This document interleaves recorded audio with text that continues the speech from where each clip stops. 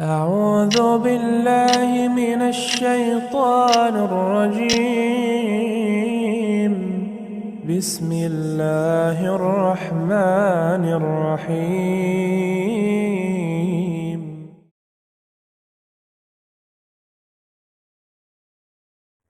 Tes satu dulu.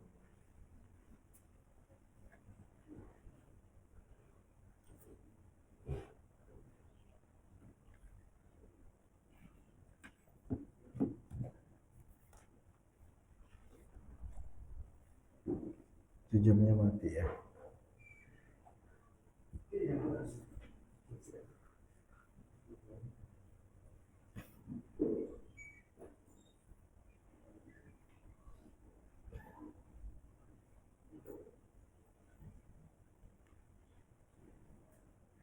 Bismillahirrahmanirrahim. Assalamualaikum warahmatullahi wabarakatuh.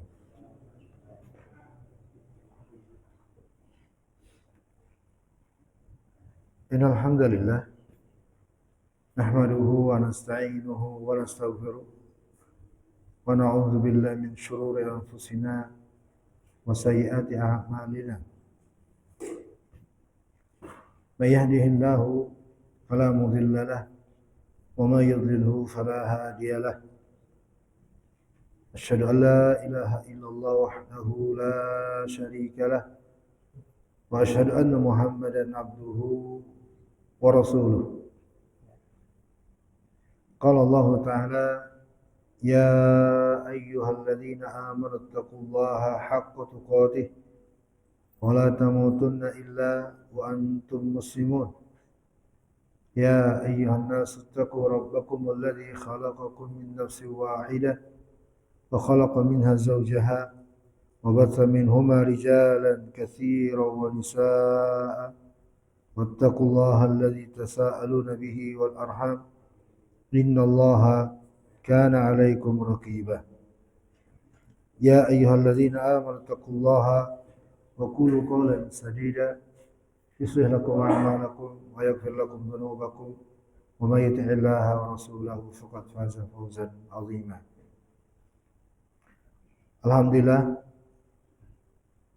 kita berkumpul kembali para sepuh, bapak-bapak yang saya muliakan, jamaah kaum muslimin dan muslimat yang saya hormati, atas karunia dari Allah Subhanahu wa taala di taman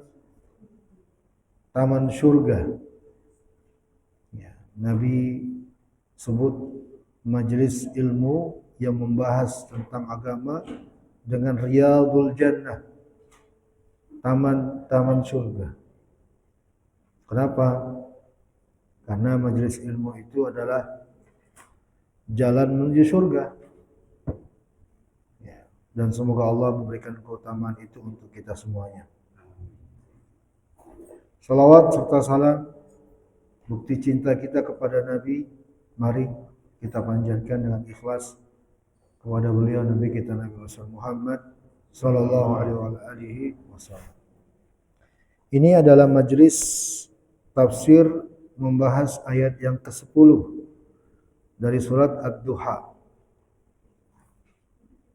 Allah Subhanahu wa taala berfirman, "Wa ammas-sa'ila fala tanhar." Yang artinya, dan adapun terhadap orang yang meminta-minta, maka janganlah engkau menghardinya. Hadirin yang saya muliakan dan saya hormati, ini ayat ke-10 dari surat Ad-Duha. Banyak sekali pelajaran yang terkandung dari ayat yang ke-10 ini. Kita baca terlebih dahulu tafsir Imam Ibnu Katsir. Imam Ibnu Katsir dalam tafsirnya mengatakan maksud ayat ini bahwa sebagaimana dulu engkau wahai Muhammad dalam keadaan tersesat Nabi Muhammad tersesat maksudnya nggak tahu syariat, nggak tahu mana yang benar secara syariat, nggak tahu salat, nggak tahu zakat, nggak tahu sekian banyak perkara syariat. Sebagaimana dulu engkau dalam keadaan miskin, ya. Lalu Allah yang memberimu bimbingan, petunjuk, maka janganlah engkau menghardik orang yang meminta. Imam Ibnu Katsir rahimahullah meminta yang paling diinginkan dari ayat ini, kata beliau, adalah meminta ilmu dan bimbingan. Meminta ilmu dan bimbingan. Karena itu yang paling mereka bisa kepada Nabi SAW. Kalau ada orang yang datang ke Nabi SAW dalam keadaan meminta, maka meminta yang pertama kali mereka inginkan adalah ilmu dan bimbingan. Lalu Allah katakan, jangan menghardik orang yang datang itu. Ingat keadaanmu dulu. Maka di sini terdapat pelajaran tentang konsep berpikir dan memandang orang lain. Ada sebuah riwayat secara spesifik, hadirin. Rasulullah SAW pernah bersabda, barang siapa di antara kalian yang ingin bila kematian datang padanya dalam keadaan dia betul-betul beriman kepada Allah, artinya mati dalam keadaan baik, maka hendaknya dia mendatangi orang atau menyikapi orang lain dengan sikap yang ia senang disikapi seperti itu. Ya. Menyikapi orang lain dengan sikap yang ia senang disikapi seperti itu. Duhai betapa pentingnya kita mencermati, memahami dan mengamalkan prinsip ini. Jika seandainya kita menyikapi semua orang yang ada di sekitar kita dengan sikap yang kita ingin bila disikapi seperti itu, maka betapa indahnya interaksi yang terjadi bersama kaum muslimin. Tapi yang terjadi banyak di antara kita menyikapi dengan sikap-sikap yang seandainya kita disikapi seperti itu, kita nggak akan suka. Tapi menyikapi orang dengannya. Kita nggak mau dibohongi, tapi kita berbohong sama orang. Kita nggak mau dikasari, tapi kita kasar sama orang. Kita nggak mau dizalimi, tapi kita zalim kepada orang lain. Ya. Maka ini tidaklah sesuai dengan yang Allah sebut dalam ayat-ayat ini. Bahwa Allah menyebut Rasulullah itu pernah nggak tahu apa-apa. Rasulullah itu pernah miskin. Lalu Allah mengangkat derajat beliau. Maka ingat keadaan dulu dirimu seperti itu. Sikapi orang dengan sikap yang engkau senang disikapi seperti itu. Engkau pernah juga seperti itu. Ya. Kalau kata Imam Ibnu Katsir rahimahullah taala, lalu Allah membuatmu kaya, maka janganlah kamu menghardik orang yang meminta. Dan pertama kali ini adalah kepada Nabi minta ilmu dan bimbingan. Kemudian Imam Ibnu Katsir mengatakan, Imam Qatadah juga mentafsirkan ayat dengan mengatakan, yakni menolak orang miskin dengan penuh kasih sayang dan kelembutan. Artinya apa? Allah melarang menyikapi orang miskin dengan sikap yang tidak ada rasa kasih sayang dan kelemah lembutan. Allah melarang sikap seperti itu kepada orang-orang miskin, orang-orang yang meminta-minta. Ini tafsir ayat yang disebut oleh Imam Ibnu Katsir rahimahullah taala tafsirnya. Artinya meminta di sini dua maknanya. Meminta bimbingan, jangan kasar, dan meminta bantuan karena kemiskinan, jangan pula kasar. Hadirin yang saya hormati dan yang saya muliakan, untuk itulah saya akan tambahkan penjelasan secara khusus terkait dengan meminta-minta. Permasalahan meminta-minta. Ya. Baik. Permasalahan meminta-minta, hadirin. Kadang oleh sebagian kita identik dengan sikap seseorang yang minta belas kasihan. Identik dengan orang yang penampilannya tidak rapi, rambutnya kusut, kusam, pakaian kumal, lusuh, robek-robek. Ya, itu kadang kita memahami kata meminta-minta pada diri seseorang. Ya. Padahal hadirin yang saya muliakan, apalagi di zaman belakangan ya, bahwa yang meminta-minta tidak lagi berpenampilan seperti itu. Ya. Ada yang meminta-minta tapi penampilannya rapi, pakai jas, pakai sepatu, bahkan kendaraannya ada. Ya. Tapi meminta-minta. Bahkan ada yang terorganisir dengan manajemen sebuah tim dan seterusnya. Maka secara syariat meminta-minta itu bukanlah identik dengan keadaan seseorang, tapi dia merupakan sikap meminta kepada orang lain. Ini yang akan kita bahas. Meminta-minta atau dalam bahasa Arabnya sa'id, meminta-minta. Jadi jangan hanya memahami kata meminta-minta identik dengan mereka yang miskin pinggir jalan ya. Walaupun nanti itu akan kita bahas juga. Yang akan kita bahas di sini adalah sikap meminta-minta. Sebagaimana tadi tafsir Ibnu Katsir terhadap ayat yang ke-10 di surah Duha tadi. Meminta-minta juga ternyata terhadap ilmu, itu meminta-minta juga. Jamaah yang saya hormati dan yang saya muliakan, dalam bahasa Arab meminta-minta dalam hal ini, dalam pembahasan ini disebut dengan tasawwul. Silakan dicatat, disebut tasawwul namanya. Ya.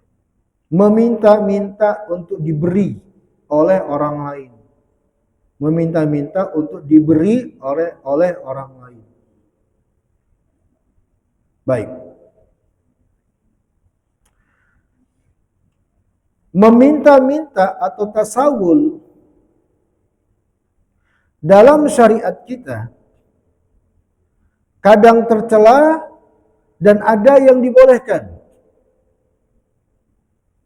Yang tercela pada dasarnya adalah ketika meminta-minta bukan untuk kemaslahatan agama tapi untuk kepentingan pribadi. Itu hukum umum sudah yang tercela. Imam Ibnu Hajar rahimahullah mengatakan tasawul secara umum yang tercela, adalah ketika tasawul terhadap sesuatu yang tidak mengandung kemaslahatan agama.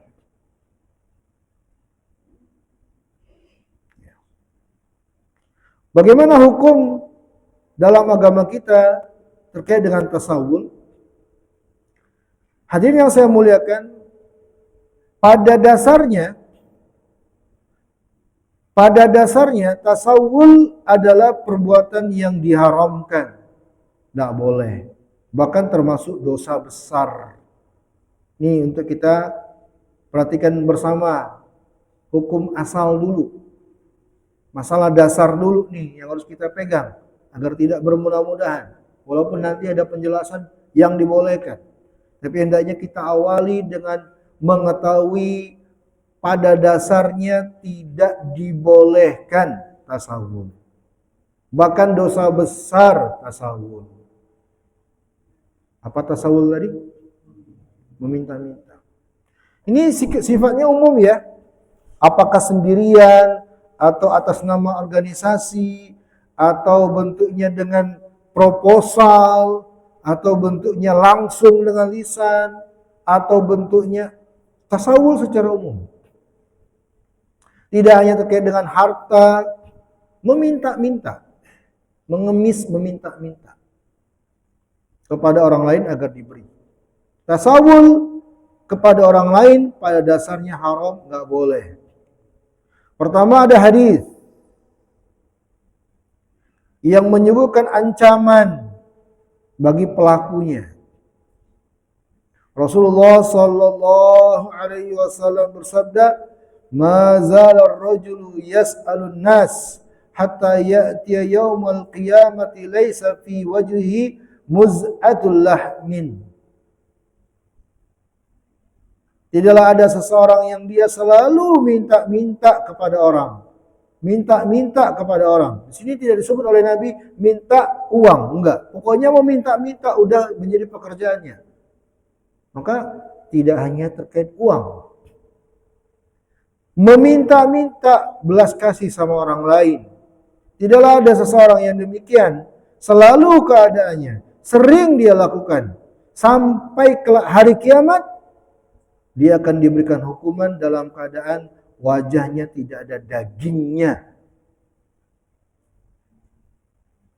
Tidaklah ada sebuah perbuatan yang kalau ada hadis menyebutkan ancaman dari perbuatan itu, kecuali itu menunjukkan perbuatan tersebut adalah dosa besar.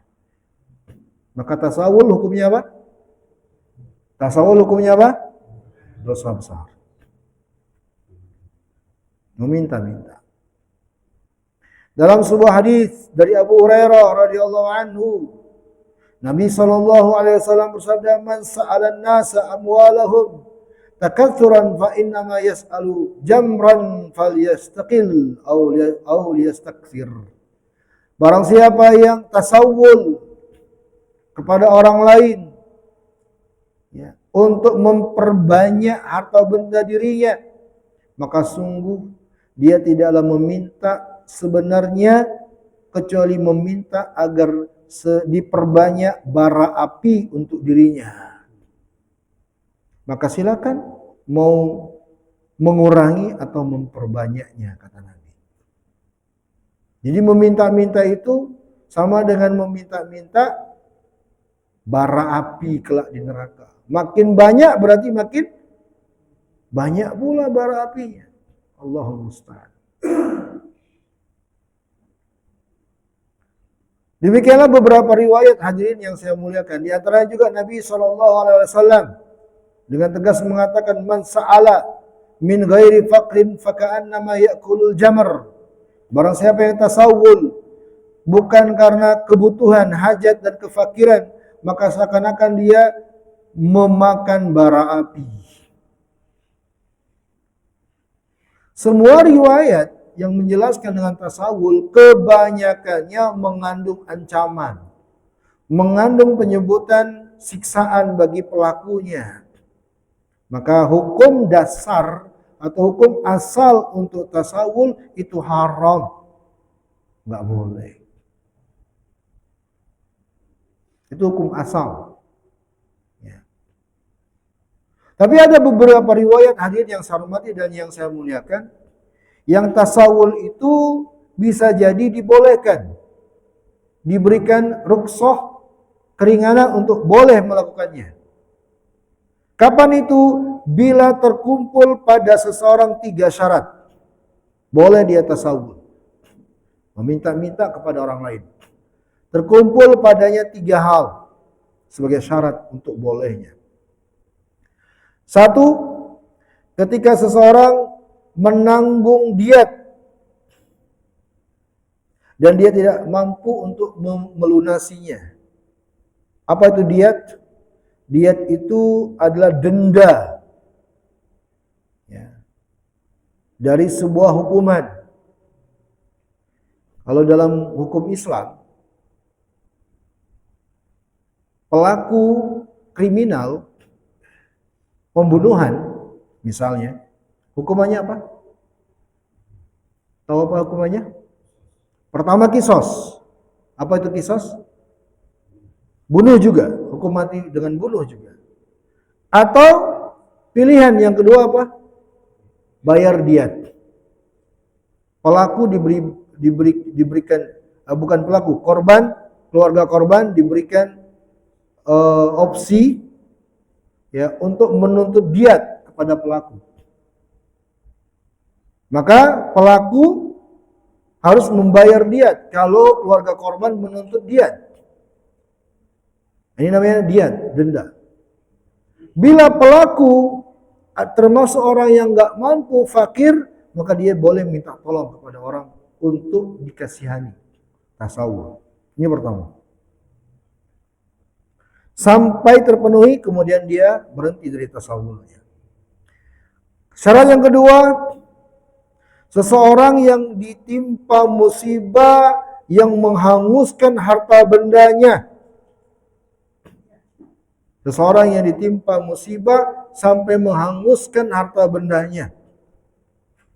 Kebakaran, ludes rumahnya. Banjir, ludes rumahnya. Sakit, ludes harta bendanya. Berbagai macam musibah yang dengan karena musibah itu habis harta bendanya, maka di saat itu boleh dia tasawuf. Mengajukan surat, meminta-minta, boleh.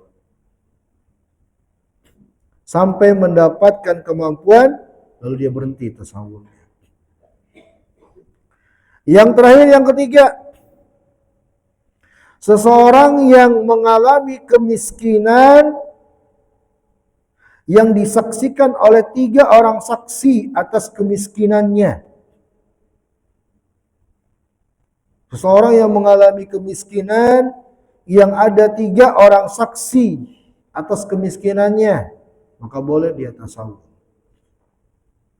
Jadi miskinnya bukan karena dia yang mengakui, tapi orang-orang di sekitarnya memang mengatakan dia miskin. Ya. Tidak punya apa-apa, fakir. Maka halal bagi dia untuk tasawuf. Ini 3 hadirin. Syarat untuk bolehnya apa? Tasawul, meminta-minta kepada orang lain. Ya. Maka mari kita camkan baik-baik hal ini. Tidak boleh bermudah-mudahan untuk minta-minta itu.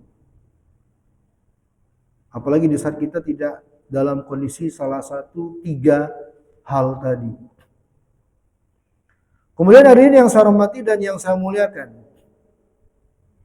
Dalam sebuah hadis Rasulullah SAW bersabda kepada sahabat bernama Qabisah, "Ya Qabisah, innal mas'alah la tahillu li ahadi thalathin." Nabi menjelaskan, wahai Qabisah, tasawul atau meminta-minta itu enggak halal kecuali bagi salah satu dari 3 keadaan. Itu tadi yang telah kita sebutkan.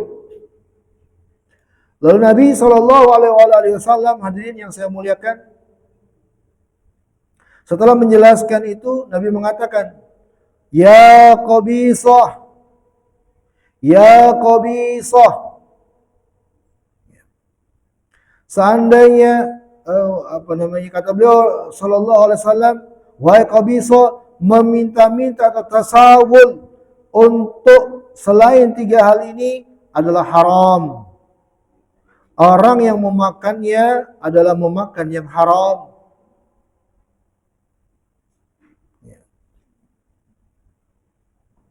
Maka ini tasawul hukum asalnya.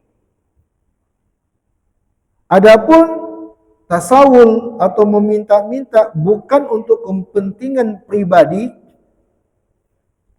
tapi kepentingan untuk umat dan maslahat agama, maka tasawul seperti ini dibolehkan tanpa memandang 3 keadaan tadi. Selagi keperluannya adalah keperluan untuk orang banyak, kemaslahatan kaum muslimin terkait dengan agama, maka itu dibolehkan. Ya. Dalam hadis Nabi SAW bersabda, fa inhum abau fasallihumul jizyah fa inhum ajabuka faqbal minhum wa kaffa anhum fa inhum abaw fasta'in billahi wa qatilhum. Ya. Rasulullah sallallahu alaihi wasallam mengajari para sahabat, ya, ketika menghadapi peperangan, ya, mintalah jizyah kepada mereka. Ini orang-orang yang telah berserah diri, artinya tidak mau berperang. Minta jizyah kepada mereka. Jizyah itu apa? Apa jizyah? Upeti, ya, dari mereka. Yang upeti ini akan dikembalikan ke Baitul Mal, bukan untuk kepentingan pribadi. Maka Nabi suruh bahkan minta jizyah kepada mereka, ya, yang akan dikumpulkan di Baitul Mal. Dan Baitul Mal itu adalah pembendarahan harta kaum muslimin, yang harta di dalamnya akan dialokasikan untuk kepentingan umum. Maka minta untuk kepentingan umum kaum muslimin, maslahat untuk mereka, itu boleh. Ya. Baik. Pernah suatu hari, hadirin yang saya hormati dan yang saya muliakan, Nabi kita Nabi besar Muhammad sallallahu alaihi wasallam meminta kepada seorang tukang kayu untuk membuatkan mimbar. Ya. Nabi minta tasawul. Tapi yang diminta Nabi apa? Buatkan mimbar. Apakah mimbar kepentingan pribadi? Mimbar kepentingan pribadi? Tidak. Tapi kepentingan apa? Umum, untuk kaum muslimin. Bahkan oleh Imam Al-Bukhari, beliau menyebutkan bab khusus dalam sahihnya, bolehnya meminta kepada tukang kayu atau ahli pertukangan untuk membuatkan kayu-kayu, dari kayu-kayu mimbar di dalam masjid. Maka kalau memintanya untuk kepentingan maslahat, ya, DKM misalnya, pengurus masjid misalnya, mengajukan proposal untuk membangun sesuatu yang kemanfaatannya bagi kaum muslimin, itu boleh, silakan, tidak tercela. Karena Nabi SAW telah melakukannya. Ya. Bahkan para ulama mengatakan itu termasuk tolong menolong dalam kebaikan dan ketakwaan yang Allah telah perintahkan di surah Al-Maidah ayat kedua. Wa ta'awanu 'alal birri wat taqwa. Tolong menolonglah kalian dalam kebaikan dan ketakwaan. Maka meminta kepada kaum muslimin, ya, meminta kepada kaum muslimin untuk hal seperti ini itu boleh. Ada sebagian yang menghukumi juga tidak boleh meminta donasi, haram, itu termasuk tasawuf. Itu adalah pendapat yang salah. Kalau membuka donasi untuk kepentingan umum, kemaslahatan umum, itu boleh. Ya. Nabi SAW itu, hadirin, pernah membuka donasi untuk sahabat yang fakir datang bahkan. Ya. Lalu Nabi SAW, ini konsep donasi loh ya, ini konsep donasi betul yang Nabi jalani. Ada seorang miskin datang, ya, betul-betul miskin. Lalu Nabi katakan kepada para sahabat yang lain, siapa di antara kalian yang ingin memberikan sumbangan untuknya? Itu membuka donasi. Itu donasi itu kan bahasa kita sekarang. Adapun prakteknya itu diamalkan oleh Nabi kita Nabi Muhammad Sallallahu Alaihi Wasallam. Maka ini bukanlah meminta yang tercela, terlarang. Sah-sah saja. Bukan untuk memperkaya diri dan pribadi. Ya. Baik, hadirin yang saya hormati dan yang saya muliakan. Kenapa dalam agama kita meminta-minta itu pada dasarnya tercela, terlarang, kecuali 3 keadaan tadi. Itu pun sebatas hajat dan kebutuhannya. Bila kebutuhannya telah terpenuhi, dia nggak boleh lagi tasawuf. Kenapa pada asalnya terlarang? Karena agama kita mendidik mencari nafkah, bukan meminta-minta dengan bekerja, berusaha. Ya. Kalau seandainya meminta-minta itu adalah sesuatu yang pada asalnya dibolehkan, maka akan menjadi profesi untuk mencari nafkah dengannya. Kalau memang itu boleh untuk dijadikan sebagai profesi mencari nafkah, maka para nabi dan rasul lah yang paling layak. Tapi mereka tidak ada satupun menjadi pengemis, padahal mereka miskin. Di antara para nabi ada yang tukang kayu, tukang besi. Siapa tukang kayu? Nabi Zakaria. Siapa tukang besi? Siapa tukang besi? Nabi Daud alaihissalatu wassalam. Kalau Nabi kita? Tukang gembala dan pedagang. Nabi SAW tegaskan, "Ma ba'atsallahu nabiyyan illa ra'al ghanam." Tidak ada seorang nabi pun diutus oleh Allah kecuali dia pernah bekerja menjadi penggembala. Tahu penggembala? Orang yang dibayar untuk menjaga hewan ternak. Itu namanya gembala. Dibayar untuk itu. Nabi kita pernah loh bekerja sebagai tukang gembala hewan itu. Artinya apa? Mereka tidak mau mengemis. Kalau seandainya mengemis itu sebuah jalan, sebuah pilihan, maka niscaya mereka akan melakukannya. Tapi tidak. Ya. Hadirin yang saya hormati dan yang saya muliakan, oleh karena itulah Nabi bersabda, ya, Afdal iktisab amalun biyadih. Pekerjaan yang paling afdal itu adalah pekerjaan dengan tangan sendiri, bukan dengan meminta-minta. Baik, hadirin yang saya hormati dan yang saya muliakan, ini pembahasan tentang meminta-minta, tidak boleh pada asalnya. Maka mari saya ajak semua hadirin agar tidak bermudah-mudahan dalam masalah ini. Sebagian ustadz-ustadz kita menjelaskan, termasuk sebagian kalau ada yang dikit-dikit minta traktir, itu meminta-minta, itu tasawul. Betul itu. Traktir dong gitu ya. Tasawul, hati-hati. Ya. Meminta-minta pada asalnya tidak dibolehkan. Apalagi meminta betul-betul dengan mengemis. Ya, minta dikasihani. Nah, permasalahan yang kedua yang ingin saya jelaskan, bagaimana sikap kita terhadap orang yang datang sebagai pengemis. Kalau di ayat yang telah kita baca, Allah larang, wa ammasail fala tanhar. Adapun terhadap orang yang meminta-minta, jangan bersikap keras, menghardiknya. Hadirin yang saya hormati dan yang saya muliakan, walaupun mengemis itu sesuatu yang asalnya tercela, terlarang dalam agama Islam, namun kita tidak boleh menyikapi dengan sikap menyamaratakan dengan mencela setiap yang datang sebagai pengemis kepada kita. Hukum asalnya kita nggak boleh menuduh yang tidak baik, tidak benar kepadanya. Itu hukum asal, nggak boleh. Karena hukum asal itu adalah prasangka baik. Kecuali bila ada indikasi, indikator. Menghukumi orang, hukum asalnya adalah prasangka baik. Itu hukum asal. Kapan hukum asal ini boleh tidak, artinya berprasangka buruk kepada orang lain di sekitar kita, ketika ada qarinah namanya. Apa itu qarinah? Indikasi. Ya, ingat ini ya.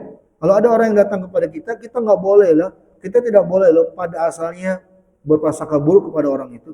Ini orang ini mau buruk ini. Nggak boleh. Itu berarti pada asalnya kita telah berprasangka buruk. Nggak boleh. Tapi Islam mengajarkan pada asalnya prasangka baik. Kecuali kalau ada qarinah. Apa itu qarinah? Indikasi. Misal ada orang terburu-buru lari datang ke sini menemui Pak Yuda. Dia minta tolong, lindungi saya sedang dikejar-kejar. Ya. Ini kan pada asalnya kita prasangka baik, ya kita berikan perlindungan. Tapi ternyata, Pak Yuda lihat, di telinganya terselip bulu ayam. Ada sehelai bulu ayam. Ini korina bukan? Korina apa nih? Ini ada indikasi nih, macam-macam ini. Kok ada bulu ayam ini di kepalanya nih?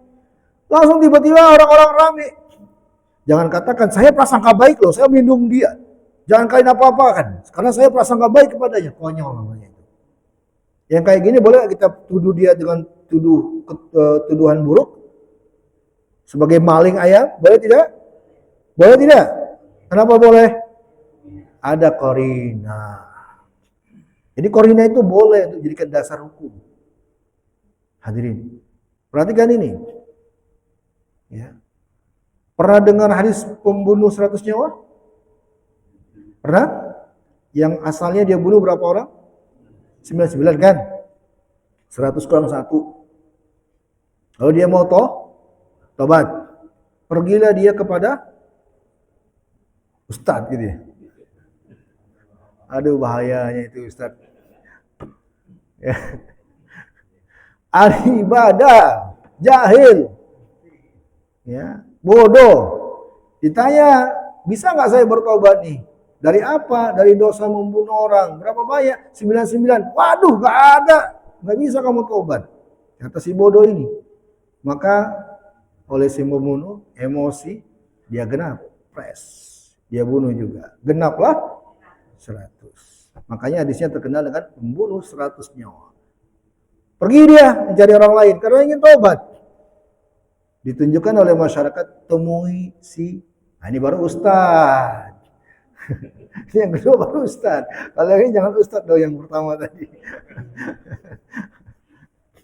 Ditunjukkan oleh masyarakat, temui si alim fulan. Sesuai yang petunjuk masyarakat, dia temui orang yang kedua. Orang yang kedua mengatakan, apa yang menghalangimu untuk bertobat kepada Allah? Senang dia mendengar kalimat itu. Gembira dia, sukacita dia mendengar kalimat yang membuat dia semakin semangat untuk tobat. Dinasihatilah oleh dia, oleh si alim, kamu pergi ke sana, temui di sana, beribadah kepada Allah di sana. Senang dia, semangat dia untuk bertobat. Nah, para ulama mengambil pelajaran dari hadis peristiwa yang ada dalam hadis ini, bahwa orang yang pertama mati konyol. Kenapa? Karena dia tidak melihat apa? Korina. Apa korina yang ada dalam hadis dari pembunuh itu? Ini orang pembunuh. Betul tidak? Bawa senjata tajam. Itu korina membuat, ya harusnya kita ada prasangka nih. Jangan macam-macam orang kayak gini nih, harus hati-hati nih. Begitu harusnya. Tapi dia tidak menghukumi dengan korina, seenaknya dia mati konyol dia. Jadi korina itu penting hadirin. Nah begitu juga masalah ini. Pengemis pada asalnya kita nggak boleh menghardiknya, berkata kasar, menyikapi kasar, apalagi nggak boleh. Tapi kalau ada korina, maka boleh. Untuk Anda tidak memberi, bahkan untuk Anda mencelanya. Kenapa mencelanya? Kenapa mencelanya? Karena ada korina yang barangkali membuat dia sebenarnya nggak boleh melakukan perbuatan mengemis itu. Bisa dipahami? Misal korinanya apa Ustaz? Korinanya misalnya badannya sehat, besar, bagus. Apa namanya? Atletis. Ya. Badannya bagus, sehat-sehat. Tapi dia minta-minta. Jelas-jelas ini badannya bagus, sehat-sehat. Tidak ada cacatnya sama sekali. Tapi dia mengemis. Boleh nggak kita beri? Boleh nggak kita beri? Saya tanya, boleh nggak kita beri? Kalau mau benar, kalau mau yakin, tanya aja. Apa alasan Anda minta-minta ini? Karena bisa jadi ya mungkin saja badannya walaupun sebagus itu, ternyata dia habis kebakaran rumahnya ludes gitu ya barangkali ya. Tapi rasanya nggak mungkin juga. Nah intinya kalau ada qarina, maka kita boleh tidak memberi, bahkan kita boleh bahkan mengacuhkannya. Walaupun dalam hadis ayat tadi yang melarang kita untuk menghardik orang yang minta-minta. Itu hukum umum, hukum asal. Dan hukum asal itu tidak berlaku bila ada apa namanya? Qarina, berdasarkan hadis tadi yang dijelaskan oleh Nabi kita Nabi Muhammad sallallahu alaihi wasallam tentang larangan meminta. Kita kalau jelas ada qarinanya jangan, karena jangan sampai terjatuh kepada ta'awun 'alal ismi wal udwan, tolong menolong dalam perbuatan dosa dan permusuhan. Selesai penjelasan tambahan tentang masalah meminta.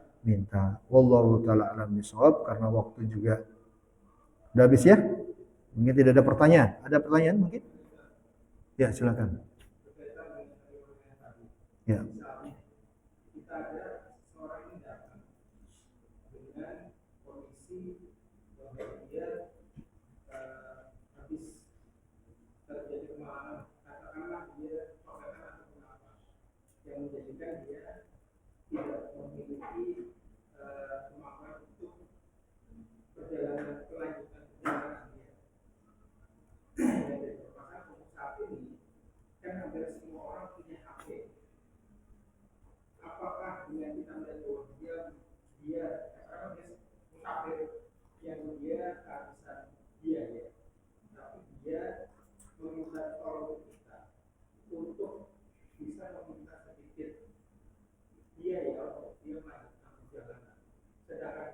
Punya HP.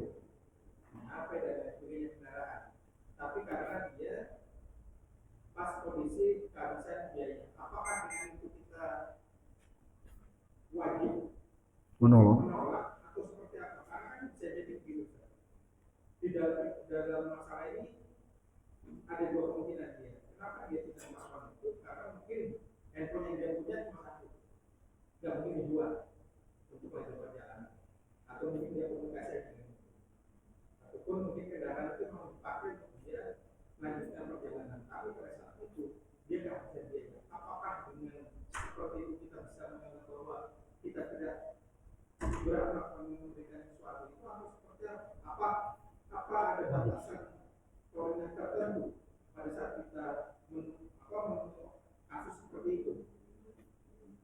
Baik, baik.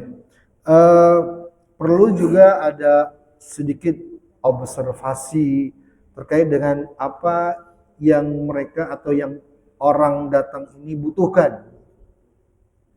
Ya, observasi itu. Kalau mereka datang, dia yang dengan ada kendaraan, dia yang ada handphone, tapi dia musafir nih, yang mengaku kehabisan bekal, gitu ya. Sekarang dia butuh apa?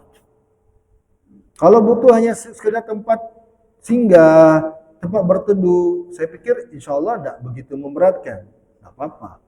Tapi kalau kebutuhannya uang dengan jumlah besar, misalnya nih,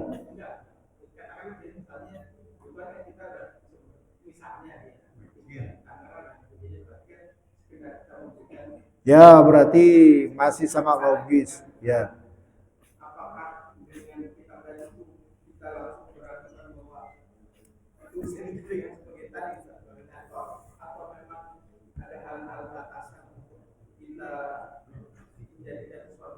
Enggak, saya pertegas dulu. Orang tersebut meminta atau tidak? Atau ini inisiatif kita ingin membantu? Meminta. Nah, kalau dari orang tersebut nggak boleh dia meminta. Dari sisi orang itu nggak boleh. Ada kondisi dia bukan darurat itu. Tapi kalau kita inisiatif ingin membantu orang yang lagi